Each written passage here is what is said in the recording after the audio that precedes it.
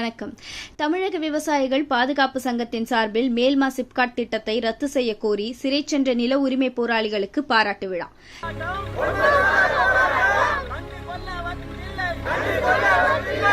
திருவண்ணாமலை மாவட்டம் மேல்மா கிராமத்தை சுற்றியுள்ள கிராமங்களில் தமிழ்நாடு அரசு அமைக்க திட்டமிட்டுள்ள தொழிற்பேட்டையை ரத்து செய்ய கோரி பாதிக்கப்பட்ட விவசாயிகள் தொடர்ச்சியாக அமைதியான முறையில் அறவழியில் காத்திருப்பு போராட்டம் நடத்தி கொண்டிருந்தார்கள். விவசாயிகளின் மீது காவல்துறையினர் சட்டவிரோதமாக அராஜகம் செய்து பொய் வழக்கு பதிவு செய்து குண்டர் சட்டத்தில் விவசாயிகளை அடைத்து மாபெரும் வரலாற்று பிழையை செய்தனர்.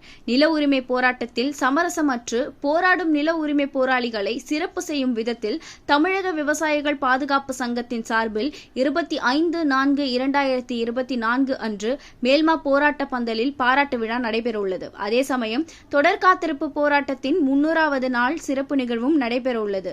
இந்த நிகழ்வில் தமிழக விவசாயிகள் பாதுகாப்பு சங்கத்தின் மாநில, மாவட்ட, ஒன்றிய நிர்வாகிகள் மற்றும் பொதுமக்கள் அனைவரும் கலந்து கொள்ள வேண்டும் என அழைப்பு விடுத்தனர்.